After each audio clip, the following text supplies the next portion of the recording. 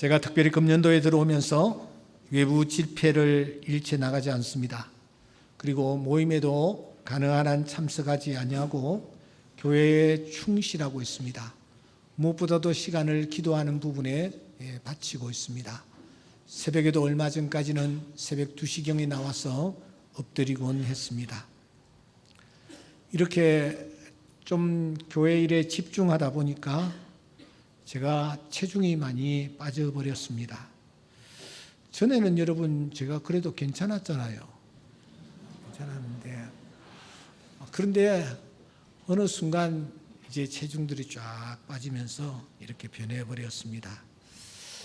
하지만 여전히 해보고 싶은 것이 있습니다. 저에게 소원이 하나 있습니다. 해보고 싶은 것 말입니다. 그 해보고 싶은 것이 있다면 그것은 사본학입니다. 사본학이 도대체 무엇일까요? 성경은 원본이 없습니다. 우리가 들고 있는 이 성경은 여러 학자들이 사본으로 연구하고 검토해서 이게 원본에 가까울 것이다 라고 해서 오늘 우리 손에 들려져 있습니다. 사본이라고 해서 원본과 다를 바가 있느냐? 예, 다를 바가 있긴 있지만 그것은 0.0001%에 불과할 것입니다. 그러므로 우리가 들고 있는 성경을 하나님의 말씀 성경이라고 봐도 틀림은 없습니다만은 사본임에는 또한 틀림이 없습니다. 사본학은 무엇이냐? 원본을 찾아가는 것입니다. 구약에도 사본이 많이 있고 특별히 신약에는 크게 알렉산드리아 그리고 서방 그리고 가이사라 또 하나 비잔틴 이런 네 종류의 큰 사본이 있는데 이 사본들 가운데서 성경 원본에 가까운 책이 어떤 책일까? 어떤 사본일까? 여러분 참 궁금하지 않습니까? 그런데 이것은 시간이 굉장히 많이 소요되는 그런 작업입니다. 그래서 시간에 여유가 좀 있을 때에 누구에게 매이지 아니할 때에 이 사본학을 좀 집중해서 살펴보려고 생각하는 것입니다. 사본을 이렇게 살필 때에 기준이 두 가지가 있습니다. 하나는 내적 기준이 있고 또 하나는 외적 기준이 있습니다. 내적 기준은 어떤 것이냐? 여러 사본들을 비교하고 분석하는 결과 한 결과 내용이 대동소이하게 여기에도 나타나고 저기에도 나타나고 하는 그 내용이 동일하게 나타나는 것을 보면서 아, 이것은 원본에 가까운 말씀이구나 라고 이제 판단에 들어가는 것입니다. 외적 기준이 있습니다. 외적 기준은 무엇이 어느 사본이 앞서 기록되느냐 먼저 기록되느냐 하는 것을 가장 중요하게 생각합니다. 왜냐하면 먼저 기록이 된 책이 아무래도 원본과 가까울 것이기 때문입니다. 그래서 제가 이제 시간적 여유를 일부러 좀 가지면서 마치 딱따구리처럼 한번 파들어가 보려고 생각하고 있습니다. 우리가 마가복음을 지금 계속 살펴나가고 있지 않습니까? 이 마가복음은 신약 성경 가운데서 제일 먼저 기록된 책입니다. 그리고 외적 기준이 가장 앞선다고 할 수 있습니다. 이 마가복음을 토대로 하여 마태복음과 누가복음이 기록되어졌다 그렇게 보는 것입니다. 그래서인지 마가복음은 아주 간결합니다. 내용이 짧습니다. 이에 비해서 마태복음과 누가복음은 내용이 아주 많고 또 풍부합니다. 여러분 어느 쪽이 더 원본에 가까울 걸까요? 어느 기록이 더 원본에 가까운 기록일까요? 사본 중에 아까 가이사라 사본이 있다고 말씀을 드렸습니다. 그런데 공교롭게도 우리는 지금 가이사라 빌립보에서 일어난 사건을 다루고 있습니다. 마가는 역시 간단하게 취급합니다. 그런데 마태라든지 이 누가는 이 부분을 아주 자세하게 상황을 진술하고 있습니다. 예를 들어 봅시다. 그때에 가이사랴 빌립보에서 예수님께서 제자들에게 질문을 던지십니다. 얘들아, 사람들이 나를 누구라고 하더냐? 그러니까 이 제자들이 주워 들은 내용들을 예수님께 보고를 하죠. 예수님, 어떤 사람들은 세례 요한이라고 합니다. 어떤 사람들은 엘리야라고 합니다.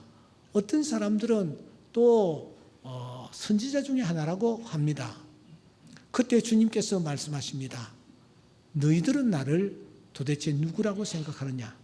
누구라고 믿고 누구라고 생각하고 이렇게 따르고 있느냐? 그때에 베드로가 나섰답니다.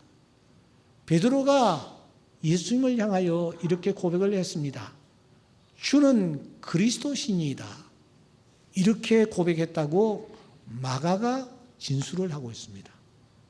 그런데 동일한 사건을 진술하고 있는 마태는 이 부분을 놓고 이렇게 진술을 하고 있지 않습니까? 시몬 베드로가 대답하여 이르되 주는 그리스도시요 살아계신 하나님의 아들이시니이다. 마가는 주는 그리스도이십니다 라고 고백을 했다고 얘기하고 있고, 마태는 주는 그리스도시요 살아계신 하나님의 아들이십니다 이렇게 고백을 했다라는 것입니다. 이 고백을 받으신 예수님, 뛸 듯이 기뻐하시면서 이렇게 반응을 보이십니다. 마태복음 16장 17절 이하에 보면은 바요나 시모나 네가 복이 있도다. 이를 내게 알게 하니는 내 혈육이 아니요 하늘에 계신 내 아버지시니라. 내가 내게 말한다. 너는 베드로라. 내가 이 반석 위에 내 교회를 세우리니 음부의 권세가 이기지 못하리라. 여기서 끝나지 않습니다. 내가 천국 열쇠를 너에게 주겠다.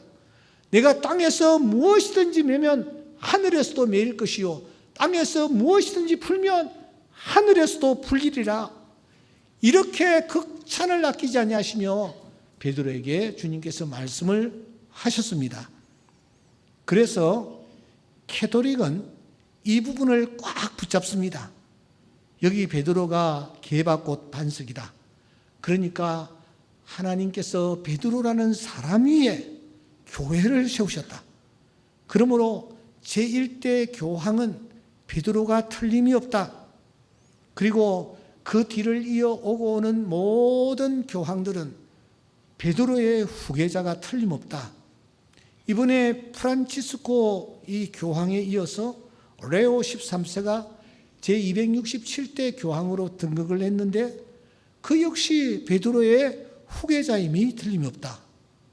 이렇게 그들은 주장하고 있습니다. 하지만 여러분, 정말 그럴까요? 성경은 우리 주님이 성천하신 이후에 이제 지상의 교회를 섬겨나갈 지도자들, 그 지도자들의 면면을 우리에게 소개를 하고 있습니다. 여기에 보면은 중요한 자료가 있습니다. 누가 지도자였는지를 알 수 있는 자료 말입니다.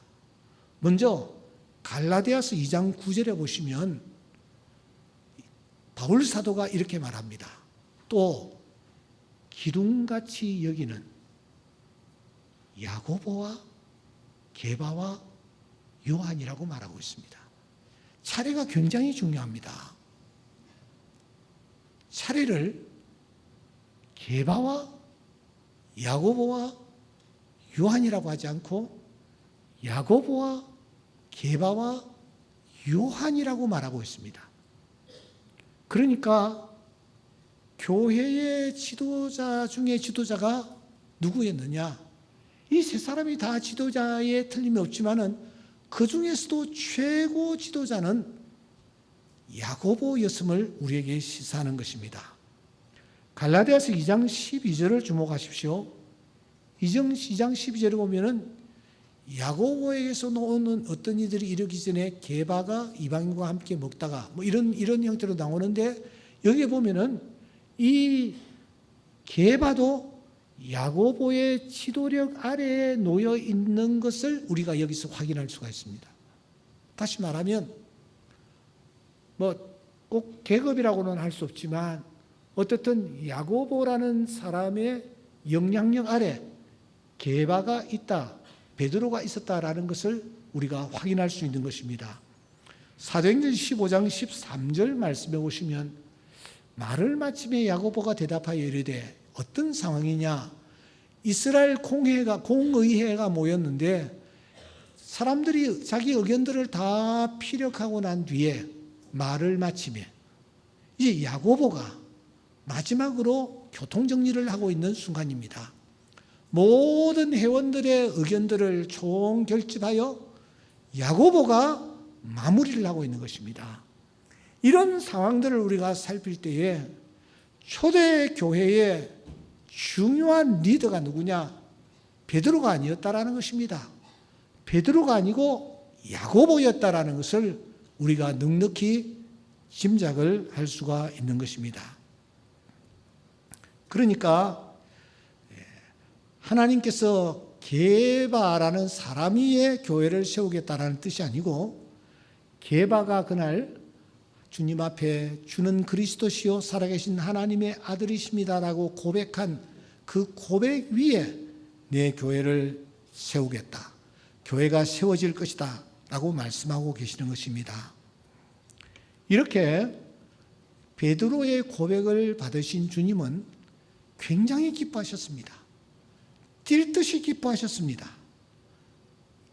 그때 주님께서 얼마나 기뻐하셨는지 모른다 하면서 마태가 진술을 하고 있는 것입니다.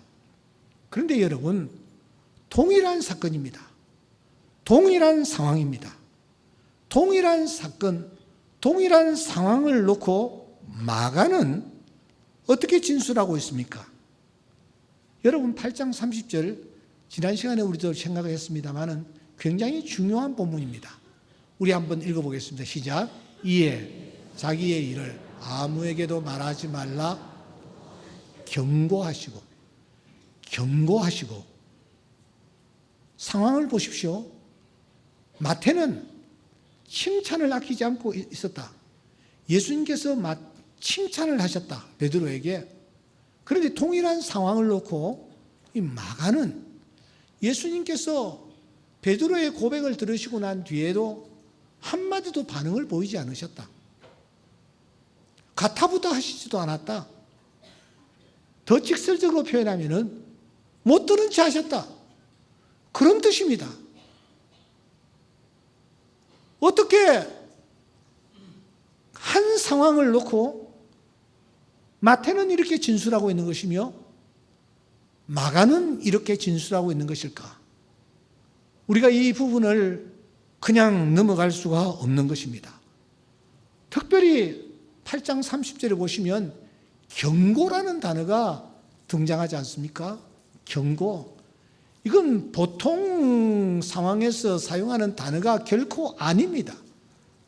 그러고 보니 이 부분에 경고라는 단어가 자주 등장하는 것을 확인할 수가 있습니다. 마가복음 8장 30절에 경고하셨다. 마태복음 9장 30절에 보시면 예수께서 엄히 경고하셨다. 16장 20절에 보시면 제자들에게 경고하셨다. 1장 43절에 보시면 엄히 경고하셨다.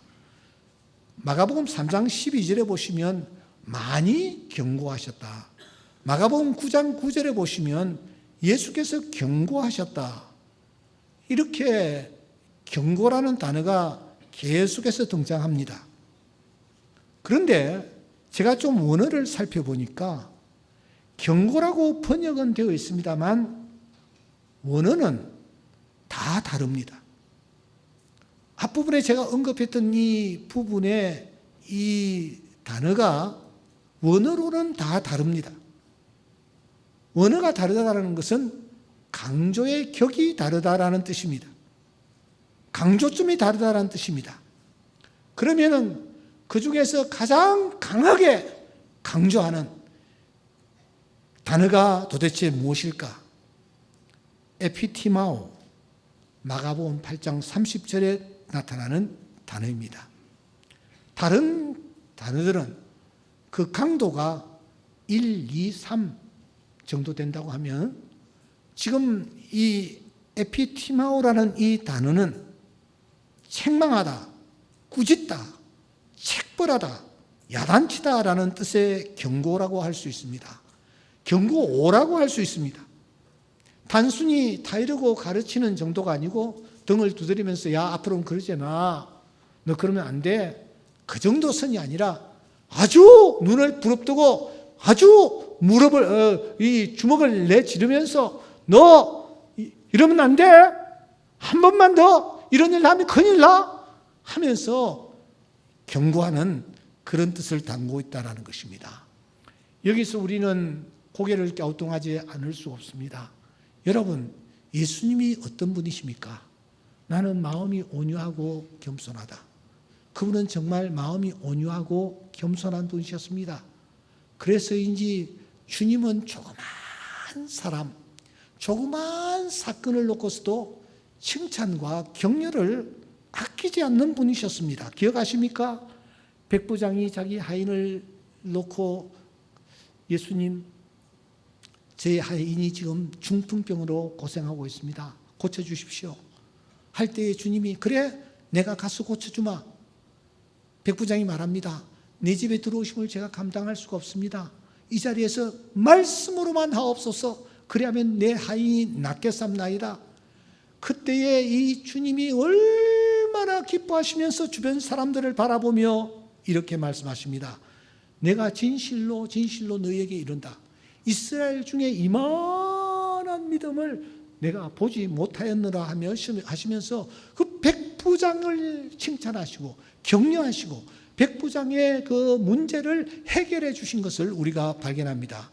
더 나아가 어느 날 12해를 혈루증으로 고생하던 여인이 예수님 앞에 나왔습니다.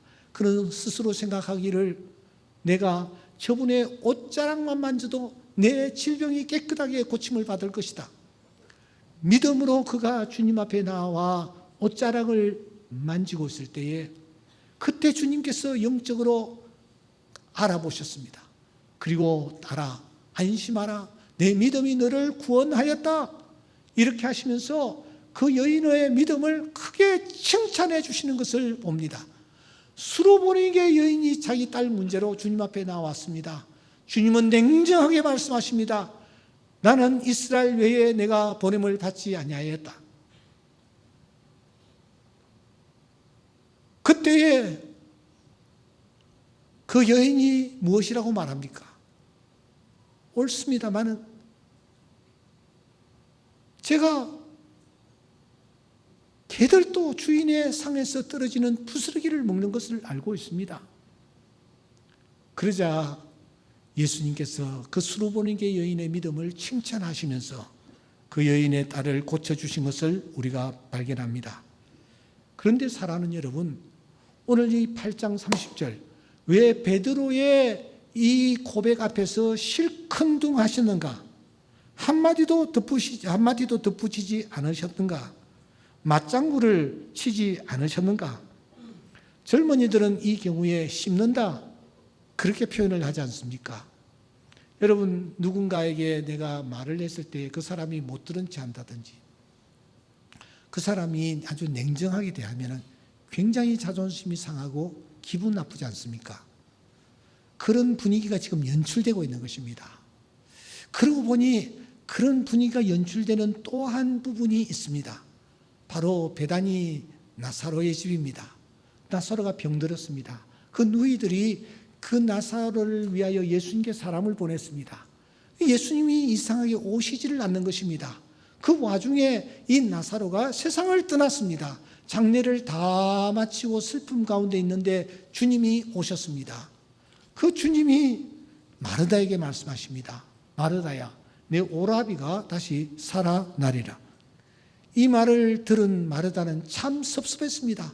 살아있을 때에 와서 좀 고쳐주시지 어떻게 그러실 수가 있느냐. 그래서 이 마르다는 빈정대듯이 말하는 것입니다.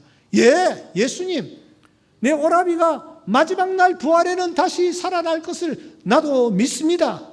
이 말의 뜻은 무엇입니까? 저도 압니다. 마지막 날 부활에는 내 오라비뿐만 아니라 세상의 모든 사람들이 다 살아날 것입니다. 왜 이러세요? 지금 오빠가 세상을 떠나 내가 슬픔에 젖어 있는데 지금 무슨 말장난을 하고 계세요? 남의 아픔을 가지고 그러지 마세요. 이런 뜻이 담겨 있는 것입니다. 그런데 그 마르다가 주님을 다시 바라보니 주님이 너무너무 진지하신 것 아닙니까? 오빠 시신을 앞에 놓고 워드프레이를 하고 하시는 것이 아니셨습니다. 주님은 진지하게 엄숙하게 선언하십니다. 나는 부활이요 생명이니 나를 믿는 자는 죽어도 살겠고 무릇 살아서 나를 믿는 자는 영원히 죽지 아니하리니 이것을 내가 믿느냐. 등달아 진지해진 마르다가 이 주님의 질문 앞에 이렇게 답합니다. 너무 중요한 말씀입니다. 우리 27절 다 함께 읽겠습니다. 시작. 주여 그러하에다 주는 그리스도시요 세상에 오시는 하나님의 아들이신 줄 내가 믿나이다. 마르다는 믿음을 가지고 있었습니다. 어떤 믿음을 가지고 있었습니까? 과거에 집착하는 믿음이었습니다. 그래서 그는 말합니다. 주께서 여기 계셨다면 내 오라버니가 죽지 아니하였겠나이다. 뿐만 아니라 이 마르다는 미래만 바라보는 믿음이었습니다. 마지막 날에는 다시 살 것입니다. 그러던 마르다가 예수님 앞에 다시 고백합니다. 주님은 세상에 오시는 하나님의 아들이심을 제가 믿습니다. 이 마르다의 고백은 제가 볼 때 성경에 있는 고백들 가운데서 가장 아름답고 가장 완벽하고 가장 멋있는 고백이라고 할 수 있습니다. 세상에 오시는, 이게 무슨 말입니까? 현재의 주님이시다. 주님은 내 처절한 삶의 현장에 찾아오셔서 능히 역사하실 수 있는 주님이시다. 에고에임이 이렇게 그가 외치는 것입니다. 주님은 에고에임이십니다. 무슨 뜻입니까? 주님은 현재입니다. 나는 세상의 빛이라, 나는 세상의 소금이라, 나는 포도나무라, 나는 선한 목자라, 나는 생명의 떡이라, 나는 양의 문이라, 나는 길이라, 나는 진리라, 나는 생명이라. 모두 다 에고에임입니다. 그러므로 이 마르다의 고백은 참으로 귀하고 아름다운 고백인 것입니다. 그런데 여러분, 예수님께서 마르다의 고백을 받으시고 한마디도 반응을 보이지 않습니다. 그 이유가 도대체 무엇일까요? 우리는 그 다음 사건을 통해서 그 이유를 확인할 수가 있습니다. 여러분, 예수님께서 이 나사로의 무덤을 향해 찾아가십니다. 무덤에 가까이 가신 예수님, 돌을 옮겨 놓으라 그렇게 말씀하시죠. 그때에 마르다가 났습니다. 다른 사람도 아닌 마르다가 났습니다.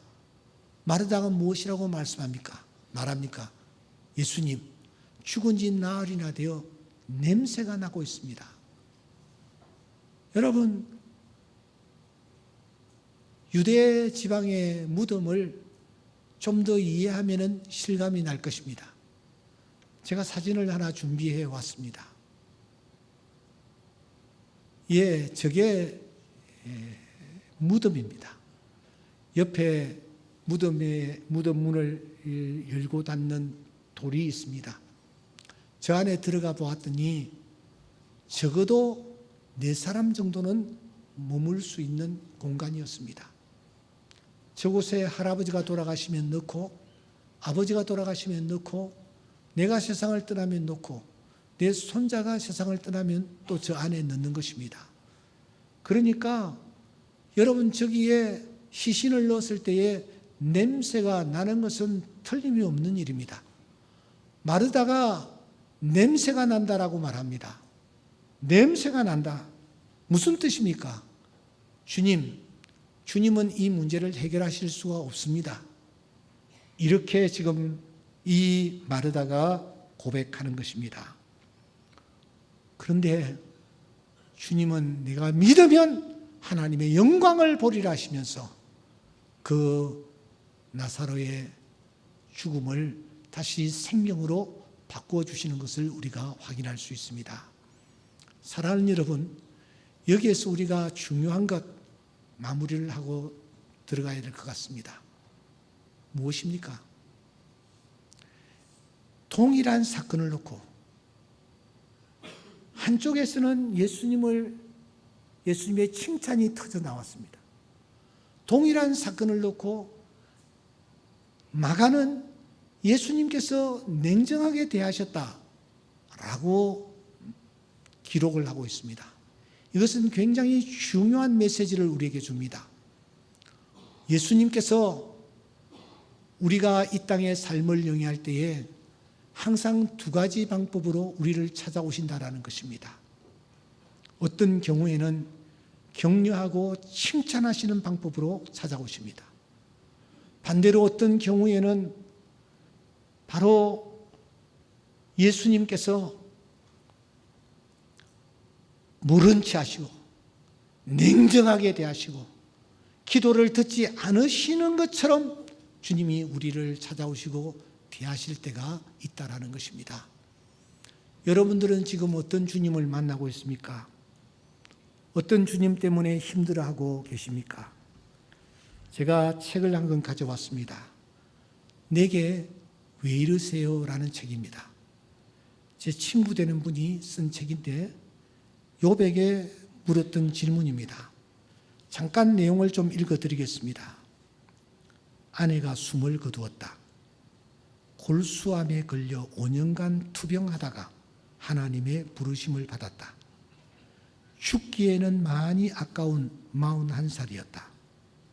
골수암으로 시작한 병은 난소암이 되면서 병원에서 손을 놓았다. 그때부터 낙심과 고통의 연속이었다. 수없이 기도에 매달렸고 기도한 만큼 낙심했다. 골수암이 발병한 지 5년 차에 들어 아내의 병세가 깊어지자 안수기도 능력이 나타난다는 기도원을 찾아 살려달라 기도하며 눈물로 밤을 새웠다. 내 신학으로는 참석할 생각조차 하지 않았던 은사 집회였지만 지푸라기라도 붙잡지 않고는 하루도 견디기가 힘들었다. 죽음을 대면한 절망적인 상황 앞에서 내 신학은 제대로 힘을 쓰지 못했다. 그만큼 아내의 골수암은 바닥을 드러내게 깊었다. 아내가 떠난 20수년 동안 나는 아무 말도 하지 않았다. 여러 교회에 설교와 강의를 다니면서도 책을 여러 권 내면서도 아내에 관한 말은 하지 않았다. 배우자가 죽은 지 1년 안에는 아무 결정도 하지 말라는 말이 있다. 감정이 가장 약하고 혼란스러운 시기이다. 이럴 때 감정을 따라 결정했다가 스스로 상처를 입는다. 이제는 입을 열고 싶다. 영문도 모르고 원인도 모르는 고난 가운데 침묵하던 욥이 입을 열었듯이 나도 이제는 입을 연다. 사실 그전에 입을 열고 싶었다. 느닷없이 우리에게 일어나는 고난을 주제로 뭔가 말하고 싶었다. 하지만 앞에서도 말했던 것처럼 아내의 죽음을 팔고 싶지 않았다. 값싼 눈물을 얻어내고 싶지 않았다. 그래서 망설였다. 하나님, 내게 왜 이러세요? 하나님께 수도 없이 물었다. 하나님께 많이도 섭섭했다. 어릴 때 비신자 가정에서 태어나서 얼마나 열심히 믿음을 지켜왔는데 하나님이 나를 이렇게 대접하신다니. 이러시면 안 된다는 마음에 많이도 섭섭했다. 지금도 아주 조금은 진행형이다. 문득 아내가 생각나고 지난날의 고통이 오늘 일처럼 상처에 대이면 잊어버리고 싶다가도 발딱 경기가 일어난다. 그래서 성경 인물 중에 르호보암과 여로보암을 가장 싫어한다. 책이나 신문을 읽다가도 암이라는 단어가 나오면 갱년기처럼 몸이 화끈거린다. 그리고 또 묻는다. 하나님, 내게 왜 그러세요? 41살 아내를 보내고 제 나이 비슷한 연령층의 이 목사님,